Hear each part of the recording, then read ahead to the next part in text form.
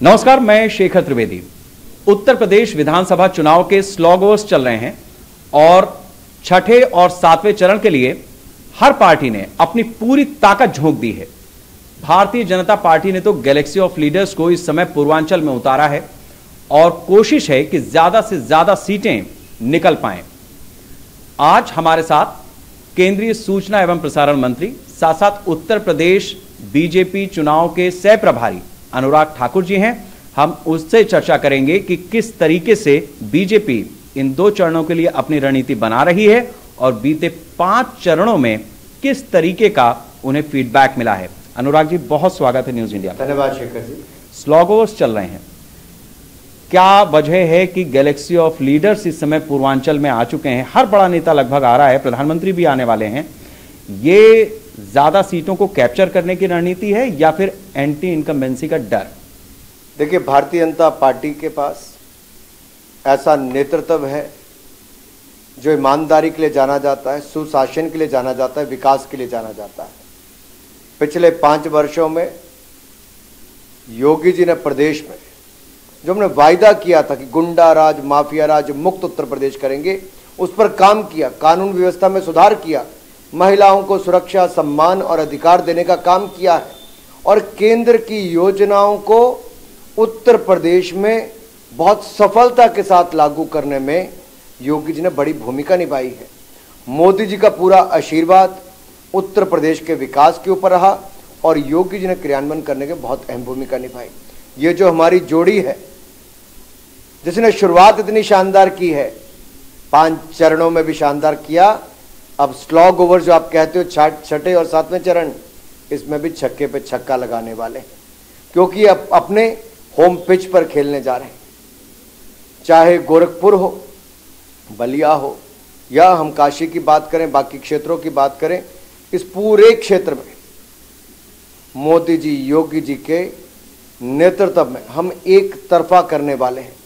और मैं इसलिए भी कहना चाहता हूं, अगर आप देखें तो विपक्ष की बोलती बंद हो गई है। विकास के मुद्दों पे तो चर्चा करने के लिए तैयार नहीं है, गरीब कल्याण के ऊपर बात करने को ही राजी नहीं है, क्योंकि बसपा सपा कांग्रेस आई ने गरीबों के नाम पर वोट तो बटोरे, वर्षों तक सरकारें भी बनाई, लेकिन गरीब का नहीं, अपने परिवार का ही पेट भरने का काम किया है।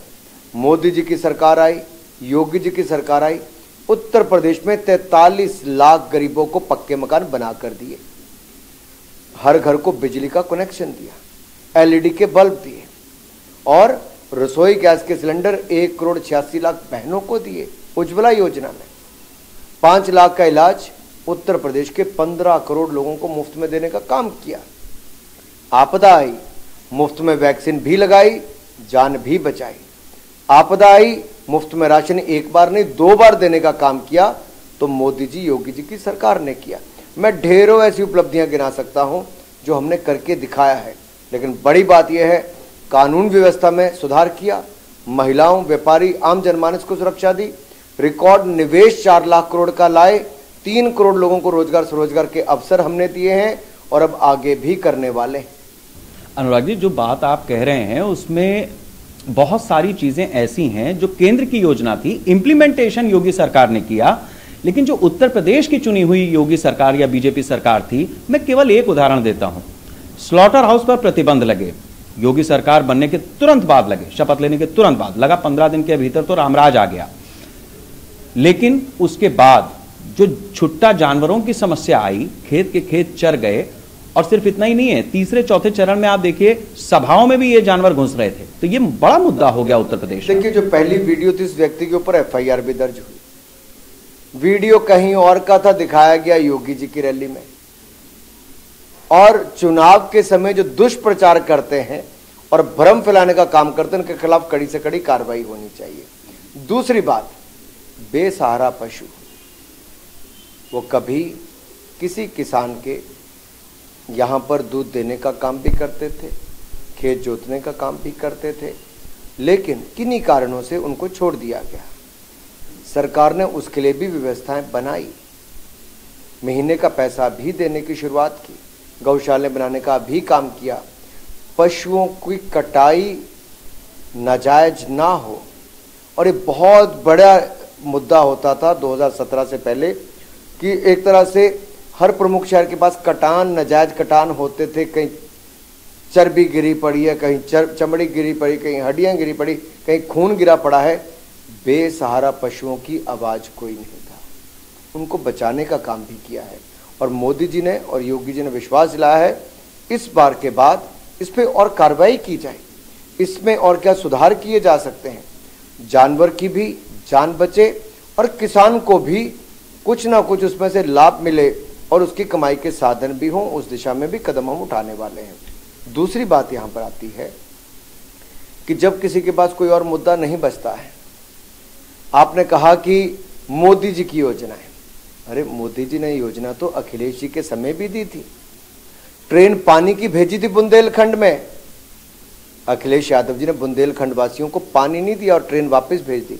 अब मोदी जी ने हर घर को नल से स्वच्छ जल देने का काम किया है। अब इसमें 60% हिस्सा केंद्र सरकार का है, 40% हिस्सा प्रदेश सरकार का भी आता है बहुत सारी योजनाओं में।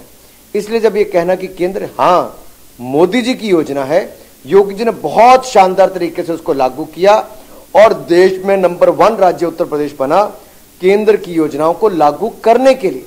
इसका लाभ क्या मिला है? इसका लाभ ये मिला कि उत्तर प्रदेश के लोगों को 43 लाख पक्के मकान मिले, रसोई गैस का सिलेंडर मिला, बिजली हर घर तक पहुंची है और यही नहीं, पानी भी हर घर से नल से जल मिलने की एक शुरुआत हमने की है। इलाज 60 करोड़ लोगों को देश भर में इलाज मुफ्त में मिले। राशन एक टाइम का मोदी जी ने दिया, एक टाइम का योगी जी ने दिया। तो जब डबल इंजन की सरकार का यही लाभ है, यही जनता को हम बताते हैं कि डबल इंजन जब काम करता है तो ऐसे ज्यादा लाभ मिलता है। और ये अखिलेश जी के समय डबल इंजन नहीं चलता था, हम तो देते थे, वो लागू नहीं करते थे। जो आप डबल इंजन की सरकार बता रहे हैं उसका एक उत्तर प्रदेश में खास तौर से आपने महसूस भी किया होगा कि जो अब की बार जब पार्टी बड़ी होती है, घर बड़ा होता है तो सदस्य भी ज्यादा होते हैं और संतोष असंतोष दोनों पनपता है। इस डबल इंजन की सरकार में ऐसा लगता है कि जो पार्टी स्तर के जो कार्यकर्ता थे उनके बीच कहीं ना कहीं असंतोष ज्यादा पनपा है, क्योंकि उम्मीदें भी उन्हें ज्यादा थीं जो शायद सरकार या पार्टी की तरफ से विधिवत उनको कन्वे नहीं हुई और इसलिए थोड़ा उत्साह भी कम लग रहा है। मतलब एक जैसे 2014-17 में हमने देखा या 19 में भी देखा, वो स्थिति 22 में नहीं लग रही है पार्टी के लेवल पे। 2017 और 19 में भी मीडिया के मित्र कहते थे 19 में कि क्या मोदी जी वापस 200 भी पाएंगे, ये भी आप लोगों का सवाल उस समय था। 200 छोड़िए साहब, काम किया था गरीब कल्याण का। जाति धर्म से उठकर दिया सम्मान, जाति धर्म से उठकर बढ़ाया सम्मान।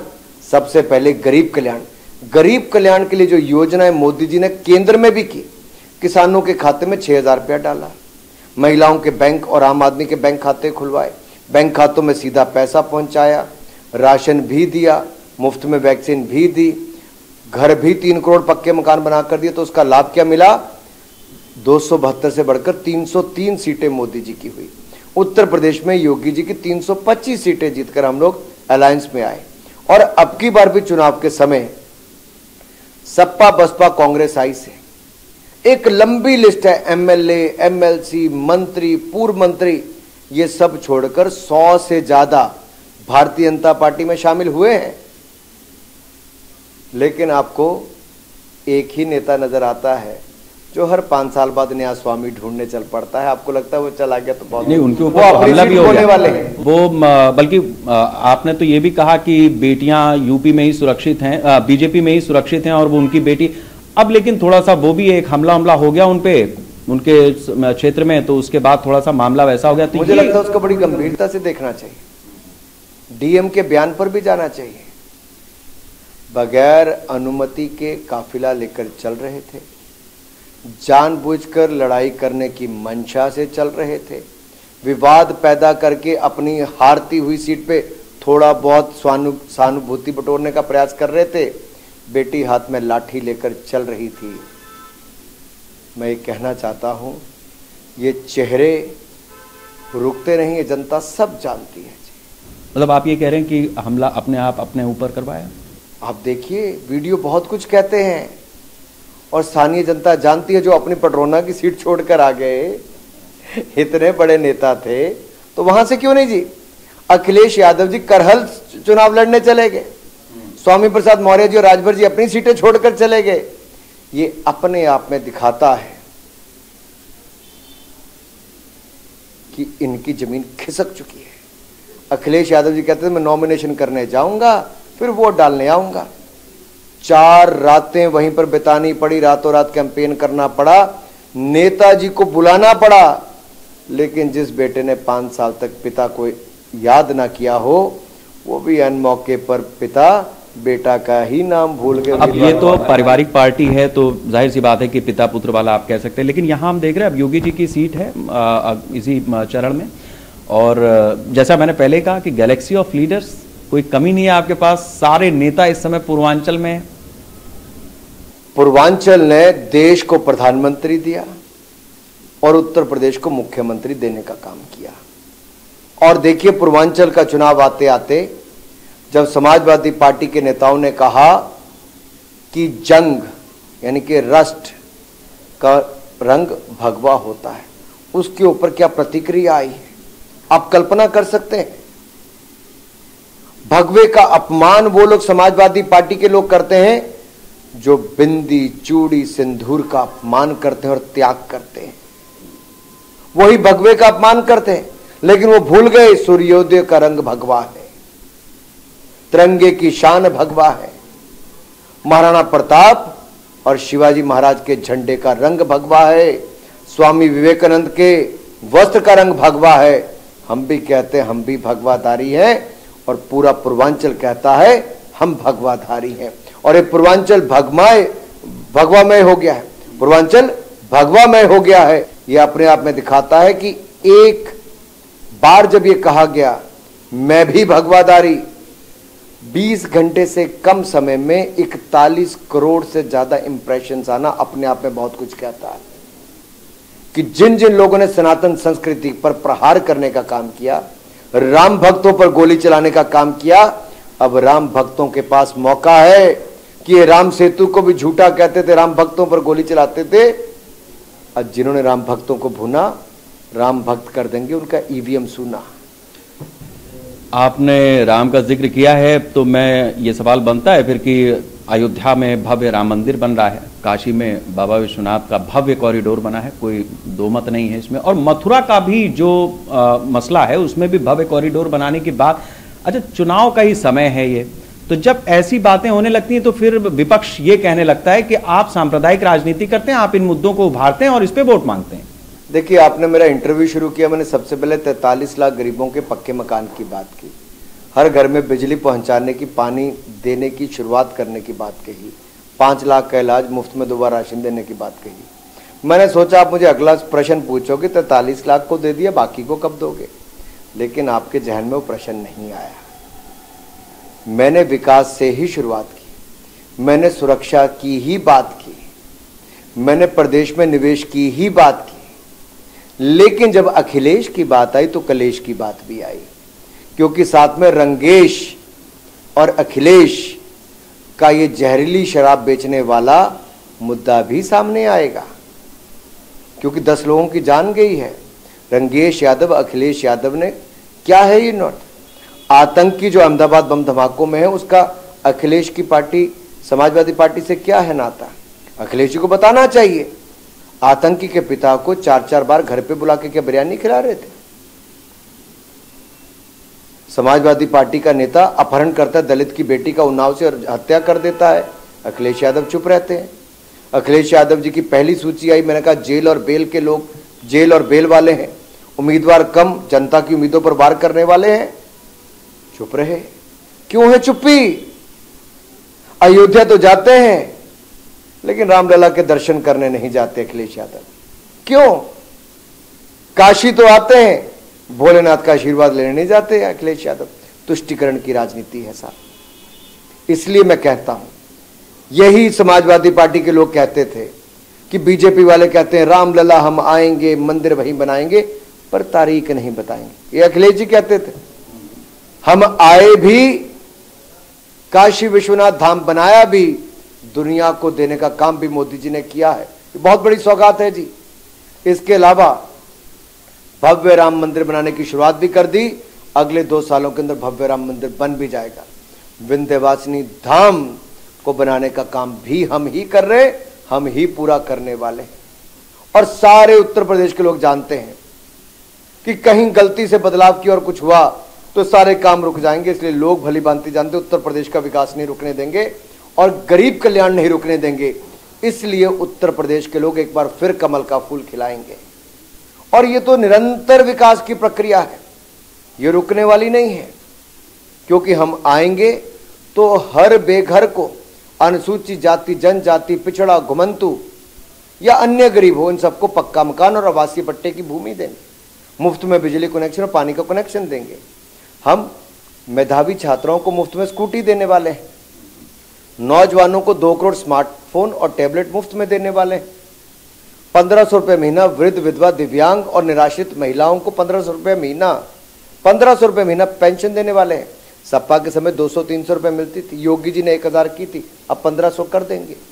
होली दीपावली पर मुफ्त गैस का सिलेंडर उज्ज्वला लाभार्थियों को देने वाले, बहनों को बड़ी सौगात देंगे। यही नहीं, 60 साल से ज्यादा की उम्र की महिलाओं को मुफ्त में बस सेवा देंगे। कन्या सुमंगला योजना 15,000 से बढ़ाकर 25,000 कर देंगे। मुख्यमंत्री सामूहिक विवाह योजना में 51,000 का शगन देते थे, अब 1 लाख रुपया कर देंगे। हर स्वयं सहायता समूह की बहन को 1 लाख रुपए तक का क्रेडिट कार्ड देने का काम करेंगे, न्यूनतम ब्याज दर पर देंगे ताकि बहन को और सशक्त किया जा सके। पिंक पुलिस बूथ और पिंक टॉयलेट बनाने का काम भी हम ही करने वाले हैं और सरकारी नौकरियों में महिलाओं की संख्या को भी दुगनी करने वाले हैं। युवाओं को और सक्षम बनाने के लिए प्रतियोगी परीक्षाओं में मुफ्त में प्रशिक्षण देंगे, मुफ्त में कोचिंग देंगे, खाली रिक्त पदों को भरेंगे। हर ब्लॉक पर ITI बनाएंगे, हर पंचायत में खेल मैदान, जिम बनाएंगे और हर घर से कम एक व्यक्ति को रोजगार स्वरोजगार के अवसर देंगे। किसानों के लिए मुफ्त में सिंचाई की सुविधा, मुफ्त बिजली देंगे। MSP की खरीद गेहूं और धान की ज्यादा करेंगे। 1000 करोड़ रुपए की लागत से भाव स्थिरता कोष बनाकर आलू, प्याज, टमाटर जैसी नकदी फसलों को भाव स्थिरता का काम करेंगे। दूध में यूपी नंबर 1 है उत्पादन में, 1000 करोड़ खर्च करके इसको और मजबूत करेंगे। ये जो मछुआरे भाई हमारे हैं, इनको बोट पर 40% की सब्सिडी देंगे। मछली का सीड प्लांट लगाने पर 25% की सब्सिडी देंगे। चीनी मिलों का नवीनीकरण करेंगे और 14 दिन के अंदर चीनी का भुगतान करेंगे। विलंब होगा तो ब्याज समेत उसका भुगतान करेंगे। यही नहीं, सांस्कृतिक धरोहर का और सशक्तिकरण करेंगे, उसको बचाएंगे भी, बढ़ाएंगे भी, सौंदर्यकरण भी करेंगे। मैं तो ये कहना चाहता हूं मेरे भाई, शिक्षा को और सुगम करने के लिए माध्यमिक पाठशालाओं को कायाकल्प योजना के अंतर्गत वाईफाई और स्मार्ट बेंचेस लगाकर उससे सुधार करेंगे। प्राथमिक विद्यालयों में स्मार्ट स्कूल, स्मार्ट बेंचेस बनाने का हम लोग काम करने वाले हैं। और प्रदेश भर में युवाओं के लिए रोजगार के लिए 3 इलेक्ट्रॉनिक मैन्युफैक्चरिंग पार्क बनाएंगे, 6 मेडिकल और सर्जिकल पार्क बनाएंगे, मेगा हेल्थ पार्क बनाएंगे, 2 लेदर पार्क हम बनाने वाले हैं, IT पार्क हर मंडल पर हम बनाने वाले हैं, टेक्सटाइल पार्क हमने बनाने की शुरुआत कर दी है। अगर मैं गिनाना शुरू करूं तो आप कल्पना नहीं कर सकते। विकास, विकास और केवल विकास की आपने बात की। अच्छा, मैं ये मानता हूं कि विकास एक सतत प्रक्रिया है, इसलिए जो इस सरकार में नहीं हो पाया, इस टर्म में नहीं हो पाया, वो अगर आपको अगला टर्म जनता देती है तो आप उसमें करेंगे, इसीलिए वो चीज़ मैंने समय नहीं लगाया उस पर। लेकिन मैं एक बड़ी चीज़ कहना, बीजेपी कहती है सबका साथ सबका विकास। आपकी योजनाओं में DBT हो या सबको लाभ भी मिला है, वो उसमें हिंदू भी हैं, मुस्लिम भी हैं और अलग अलग तबके के लोग हैं। बावजूद इसके मैं खुद चुनाव में निकला, मैंने एक चीज नोट की कि कई इलाके ऐसे हैं जहां पर मतदाता सीधे सीधे बोल रहा है, ऑन कैमरा बोल रहा है कि साहब हम कौम के नाम पर वोट देंगे। ये मानसिकता अगर नहीं बदलती तो फिर मुझे लोहिया साहब की वो बात याद आती है कि उत्तर प्रदेश, बिहार ऐसे राज्य जहां जाति कभी नहीं जाती और यहां तो कौम के नाम पे भी वोट पड़ रहा है, तो आप कुछ भी करिए वहां स्थिति नहीं बनती। ये कैसे बदलेगा? 2014 में, 2017 में, 2019 में लोगों ने जाति धर्म से ऊपर उठकर मोदी जी के नेतृत्व में विश्वास किया है, फिर करेंगे। हम कभी जाति धर्म के नाम पर वोट मांगने नहीं गए। हम राष्ट्रवाद की और विकास की नीति के साथ चलते हैं। सबका साथ, सबका विकास, सबका विश्वास और सबका प्रयास, इसी मूल मंत्र के साथ काम करते हैं। हमने अगर देश में 11 करोड़ उज्ज्वला सिलेंडर दिए, ये नहीं पूछा हिंदू हो कि मुस्लिम। ये तो मैं खुद कह रहा हूं आपसे। लेकिन आप वोट देखने जाइए, मेरी किसी बहन ने हिजाब भी पहना होगा, बुर्का भी पहना होगा, उसको पता है ट्रिपल तलाक के 80% मुकदमे कम हो गए ट्रिपल तलाक का बिल आने के बाद। अब शादी की उम्र 18 से 21 साल करने के बाद बहनों को अपने पांव पर खड़ा होने का और अवसर मिलेगा। जिस बहन की रसोई का धुआं हमने खत्म किया, वो जानती है मोदी जी ने किया है, वो करने जाएगी। जिसके घर सिर से हमने घड़ा हटवाया है, घर तक नल पहुंचाया, नल से जल पहुंचाया, वो मोदी जी के लिए वोट करेगी। जिसके बच्चों को भरपेट खाना दिया है, महीने में 2 बार दिया है, वो मोदी जी योगी जी को वोट करेगी। जिसको इलाज के लिए पैसा मांगने नहीं जाना पड़ा और जाकर अपना मुफ्त में इलाज कराया, वो सोचेंगे 2 बार। जाति और धर्म तो हमारा 70 साल में भी था। कांग्रेस सपा बसपा ने इसका इस्तेमाल किया, लेकिन किया कुछ नहीं, किया तो मोदी ने ही, और आएंगे तो योगी ही।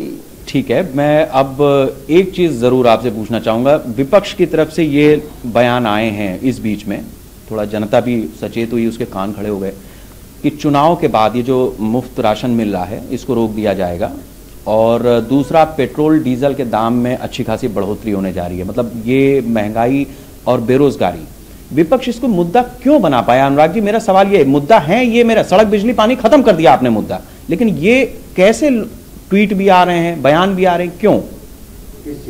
महंगाई और बेरोजगारी को लेकर। बेरोजगारी दर अखिलेश जी के समय 18.5% थी, 18.5% उत्तर प्रदेश में, कम करके 3.5% पे लाए हैं 5 सालों में।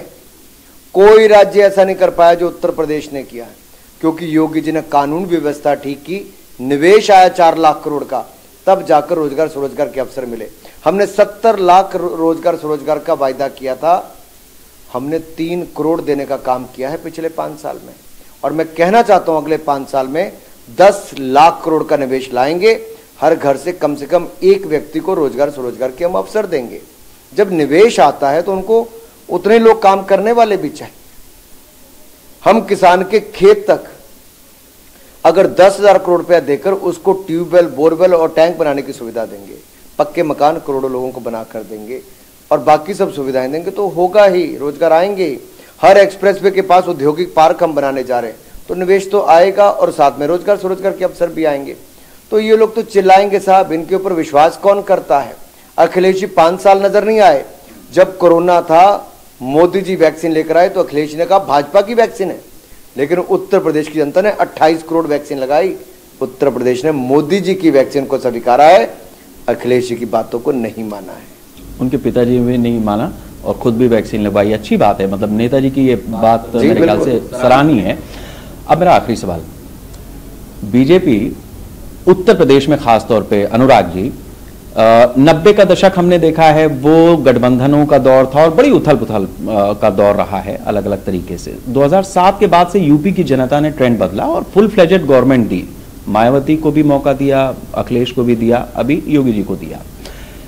अब 2022 के चुनाव में ये पत्रकारों के लिए भी कौतूहल है और खुद जनता के लिए भी और शायद नेताओं के लिए भी कि एक डिफेंडिंग चैंपियन जो मध्य प्रदेश में, गुजरात में, कभी छत्तीसगढ़ में भी अपनी सरकार को रिपीट करता आया है, क्या उत्तर प्रदेश में ऐसा होगा? मैं इसका जवाब आपसे 2 तरह से चाहूंगा, एक बीजेपी नेता के तौर पे और एक हम पत्रकारों का मंत्रालय चूंकि आपके पास है तो बतौर पत्रकार के। मैं चाहता कागज पेन होता तो आपको लिख कर दे देता कि उत्तर प्रदेश की जनता ने पहले 5 चरणों में तय कर दिया है कि आएंगे तो योगी ही। मोदी जी योगी जी को स्वीकार किया है। अब तो 6ठे और 7वें चरण में इतिहास बनाने वाली लीड देने का काम है। इनके अपने क्षेत्र पूर्वांचल का क्षेत्र आया है और इसका कारण है गरीब के साथ बुरे समय में खड़े रहे। गरीब को बैंक खाते से पक्का मकान, बिजली से लेकर अनाज से लेकर इलाज तक का काम मोदी जी योगी जी ने किया है।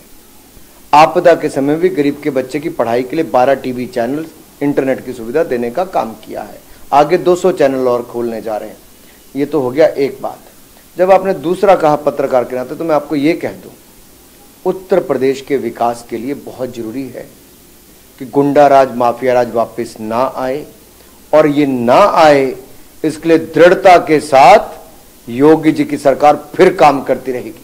मुजफ्फरनगर से मऊ तक के दंगे वालों को सफाई करने का काम किया है, माफ नहीं किया है। यही नहीं, मऊ में आज भी देख लीजिए, लोग झाड़ियों में देखते हैं दूध वाली बाल्टियां गिरी हुई। वे मुख्तार अंसारी ने किस वर्ग के ऊपर गोलियां चलाई थी, भूले नहीं आज तक। अखिलेश जी जवाब देंगे क्या उसका? पश्चिम में जो जाटों को भगा भगा कर उनके खिलाफ मुकदमे किए, उनकी बहन बेटियों के साथ जो हुआ, वो पश्चिम का जाट भूल पाया कभी? नहीं। इसलिए मैं आपसे कहना चाहता हूं, आप जाति धर्म की बात करते थे, सामाजिक तौर पर नीचे जाकर देखिए, लोग एक और देखते हैं कि मोदी जी, योगी जी ने गरीब कल्याण के काम तो किए, सुरक्षा भी दी ताकि स्वरोजगार रोजगार भी यहीं पर मिल पाए। ये बहुत बड़ा बदलाव है साहब। और अगर भारत को आगे बढ़ना है तो उत्तर प्रदेश को आगे बढ़ना ही पड़ेगा। और पिछले 5 वर्षों में उत्तर प्रदेश दूसरे स्थान की अर्थव्यवस्था बनी है, देश में दूसरे नंबर की, मात्र 5 वर्षों में कर दिखाया है। और अगले 5 वर्षों में मोदी जी के आशीर्वाद से योगी जी उत्तर प्रदेश को नंबर 1 राज्य बनाएंगे। ये देश के लिए लाभ है। 25 करोड़ की आबादी का उत्तर प्रदेश जब नंबर 1 बनेगा, देश दुनिया में अपने आप ही आगे बढ़ेगा। और यही चाहिए, ईमानदार नेतृत्व जो सबका साथ, सबका विकास, सबका विश्वास के साथ काम करे, सुरक्षा भी दे, सम्मान भी दे, अधिकार भी दे और चहुमुखी विकास भी दे। एक सवाल मेरा आखिर में चुनाव से इतर है, यूपी चुनाव से इतर है, लेकिन वो मसला ऐसा है जिसको यहां उत्तर प्रदेश में आप दावा कर रहे हैं कि दंगा मुक्त, भय मुक्त वातावरण दिया है। एक नोटिस आपको भी मिली है, आपके साथ साथ सोनिया प्रियंका को भी गई है दिल्ली दंगों को लेकर के। तो मैं चाहूंगा कि एक टिप्पणी आप उस पे करें कि आखिर ये देश की राजधानी और जो स्थिति बनी, आपके पास भी नोटिस आई, तो ये एक थोड़ी चिंताजनक बात होती है। नोटिस आया, जवाब देंगे। नोटिस आया, उसका जवाब देंगे। नहीं तो इसमें ये नोटिस दिया, उसका जवाब देंगे। भाई वो सब सामने है। उन लोगों को पकड़ा भी गया जो इसके पीछे आरोपी थे, जिनके घरों से पत्थर, लाठी और सब तेजाब तक की बोतलें निकली। वो किस पार्टी से संबंध रखते थे? मैं चाहता हूं शेखर जी, कृपया करके आप जरा जनता को बताएं अपने मुंह से। क्यों नहीं बोलते साहब? बताइए किस पार्टी से थे। मेरे संबोधन में नहीं, आप बताइए आप।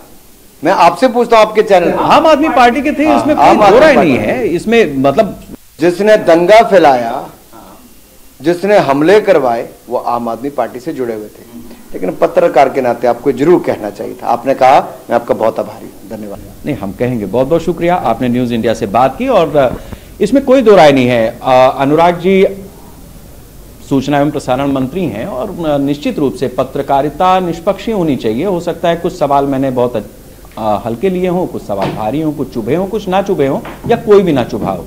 सवाल इस बात का है कि देश हमारा और आपका है। समय समय पे हम अलग अलग नेताओं के इंटरव्यू करते हैं, उनकी मन की बात टटोलने की कोशिश करते हैं, आपकी बात को उनके सामने रखते हैं। वजह यही होती है कि हम उस चीज को, उनके दिल की बात को भी किसी तरीके से सामने ला पाएं जो शायद कहीं दबी छिपी है या कोई मुखौटा तो नहीं है। राजनीति के मुखौटे कुछ इसी तरीके से अलग अलग समय पर हम आपके सामने उतारते आए हैं, रखते आए हैं विषयों को, और मुद्दों के जवाब लेते आए हैं नेताओं से। आगे भी लेते रहेंगे। अगले कार्यक्रम में फिर मुलाकात होगी। नमस्कार।